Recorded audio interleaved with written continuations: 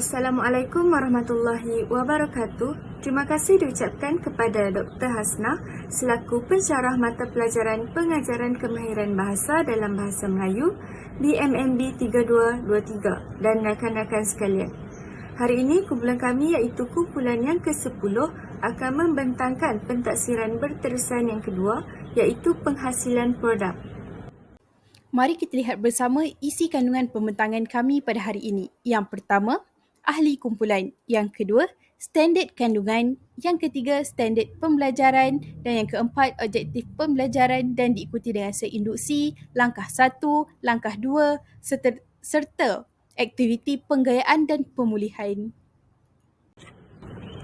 Ahli kumpulan kami terdiri daripada 2 orang iaitu saya Nur Aina Yasmin binti Nur Azam dengan angka giliran 2022242440071 dan rakan saya Nisa Khadijah binti Hafizi dengan angka giliran 2022242440064.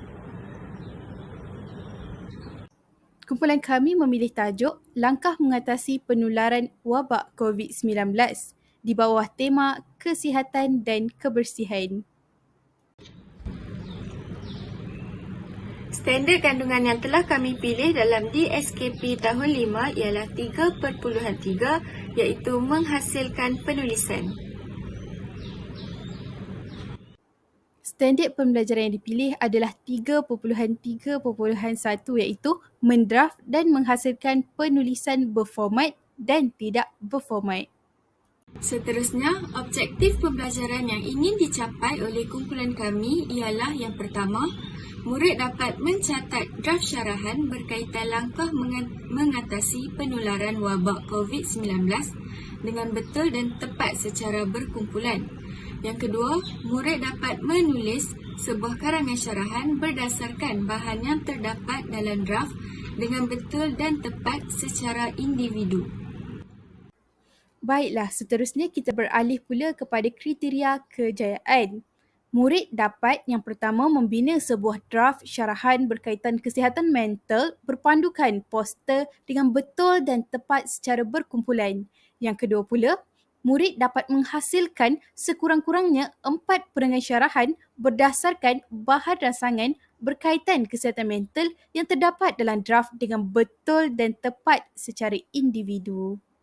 Pada RPH tersebut, saya telah merancang untuk melakukan aktiviti yang akan menarik minat murid untuk memberikan tumpuan dan minat ketika PDP sedang berlangsung.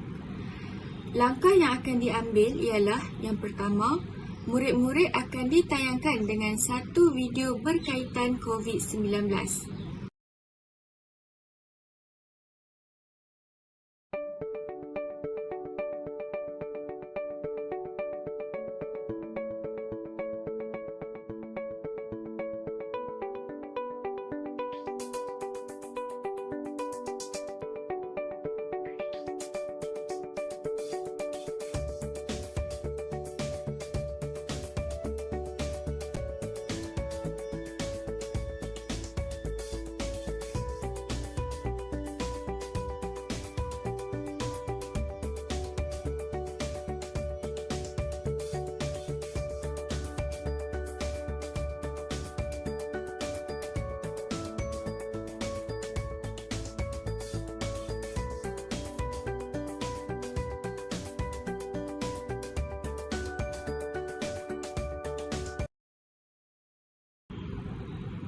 Di sini, guru akan menggunakan alat bantu mengajar seperti komputer riba, projektor dan pembesar suara untuk memudahkan perjalanan PDP.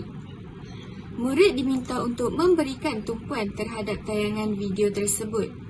Kemudian, guru akan bersoal jawab dengan murid berkaitan video tersebut untuk menguji tahap pemahaman murid.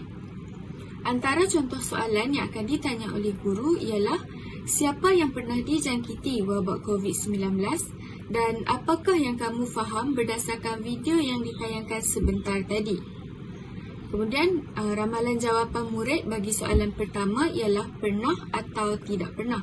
Dan bagi soalan yang kedua pula, COVID-19 berbahaya dan boleh menyebabkan kematian. Sekali guru akan menerangkan objektif pembelajaran pada hari tersebut. Seterusnya, kita masuk pula langkah 1. Langkah 1 menerangkan tentang aktiviti awal yang ingin dijalankan selama 15 minit. Selepas seindaksi dijalankan, murid akan ditayangkan pula dengan satu aplikasi word wall yang berkaitan langkah pencegahan penularan wabak COVID-19. Murid diminta untuk memberikan tumpuan yang penuh terhadap slide tersebut. Berikut merupakan aplikasi word wall.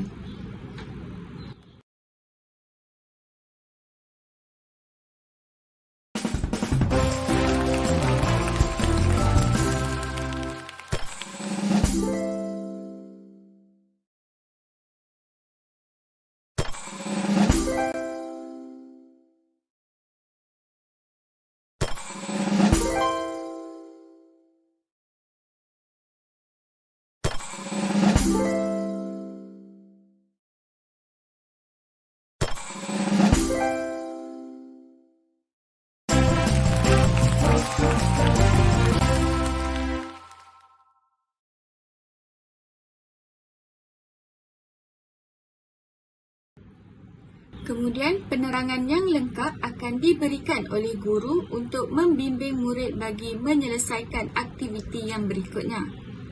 Seterusnya, setiap murid akan dibahagikan kepada 5 kumpulan. Setiap kumpulan terdiri daripada 3 orang. Dan sehelai draft syarahan akan diedarkan kepada setiap kumpulan. Berikut merupakan draft syarahan yang telah dicipta.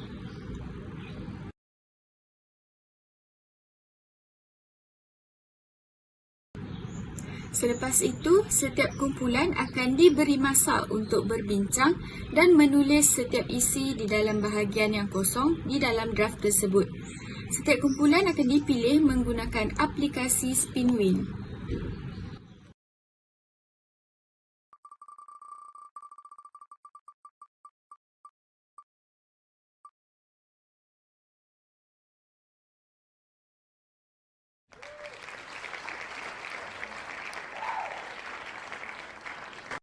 Bagi kumpulan yang telah dipilih akan dipanggil ke hadapan kelas untuk menerangkan dan menulis isi mereka pada peta minda yang telah disediakan di hadapan papan putih.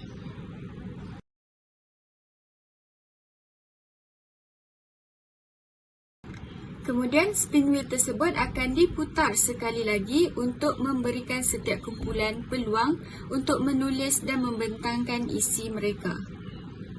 Sekali, guru akan menerapkan nilai murni bertanggungjawab dalam diri murid-murid. Guru akan memberikan peneguhan terhadap jawapan murid dan merumuskan hasil aktiviti. Mari kita telusuri bersama langkah 2. Pertama sekali, murid ditayangkan dengan sebuah video teknik menghasilkan karangan iaitu teknik imbakot oleh guru. Yang kedua, penerangan guru diberikan. Seterusnya, murid dipaparkan dengan slide pembentangan berkaitan format menulis karangan jenis syarahan. Diikuti dengan arahan aktiviti yang dijelaskan oleh guru. Maka secara individu, murid menulis karangan berkaitan langkah mengatasi penularan COVID-19. Seterusnya, guru menerangkan nilai murni berusaha dalam diri murid dan guru memberikan peneguhan terhadap hasil kerja murid. Baiklah, video yang akan ditayangkan kepada murid adalah video AI berkaitan dengan kaedah imbakot. Ia merupakan huraian berkaitan idea menggunakan kaedah imbakot. Jadi, antara kelebihan menayangkan video AI kepada murid adalah murid mempunyai panduan untuk menulis perenggan karangan. Selain itu, video ini juga dapat meningkatkan penglibatan dan memberikan motivasi kepada pelajar untuk mempelajari sesuatu. Teknik imbakot adalah kaedah menulis karangan. Teknik ini menjelaskan unsur-unsur yang perlu dimasukkan dalam karangan. Bagi huruf I adalah idea. Hal ini bagi menyatakan idea. Bagi huruf M adalah mengapakah. Persoalan ini bagi menyatakan sebab dan alasan. Bagi ba adalah bagaimanakah. Persoalan ini bagi memberi penerangan tentang cara, keadaan, langkah dan kejadian. Bagi C adalah contoh. Bagi ke adalah kesan. Hal ini bagi menerangkan kesan daripada idea tersebut. Bagi you adalah ungkapan menarik. Contohnya, peribahasa dan cogan kata yang sesuai dengan tugasan atau tema. Bagi P adalah penegasan. Bahagian ini bagi menyatakan kesimpulan kecil daripada idea.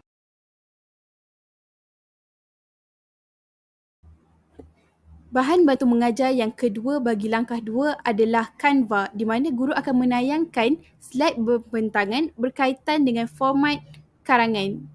Jadinya kelebihan menayangkan slide ini, murid akan tahu format penulisan karangan, jenis syarahan yang akan diterangkan oleh guru. Seterusnya, slide ini juga dapat meningkatkan pemahaman murid berkaitan dengan cara menulis karangan jenis syarahan. Bagi aktiviti penggayaan dan pemulihan, dimulakan dengan aktiviti penggayaan di mana murid diminta menjawab kuis dalam aplikasi Educa Play. Seterusnya, penerangan guru diberikan dan murid menjalankan kuis berkaitan dengan satu perenggan karangan. Jadi bagi murid yang lemah pula, guru akan membantu mereka untuk memahami cara membina karangan. Baiklah, guru akan menerangkan nilai murni berusaha dalam diri murid. Seterusnya, guru berikan peneguhan terhadap hasil kerja murid. Dalam aktiviti penggayaan dan pemulihan ini, guru boleh menggunakan aplikasi Educa Play. Jadi permainan ini dapat menarik perhatian murid untuk belajar sambil bermain. Hal ini mampu untuk meningkatkan semangat pelajar untuk membuat kuis ini. Sebagai contoh, dalam proses membuat karangan tadi, terdapat beberapa perkataan yang dihilangkan dan murid akan menyuai padankan perkataan tadi dalam satu perenggan karangan jenis syarahan.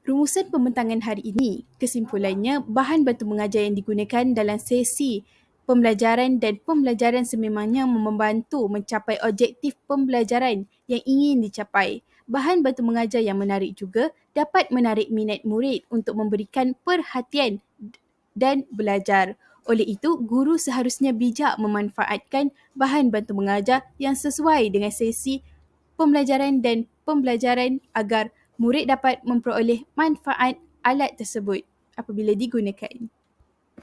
Pada slide pembentangan ini, kami paparkan RPH dan juga link RPH tersebut.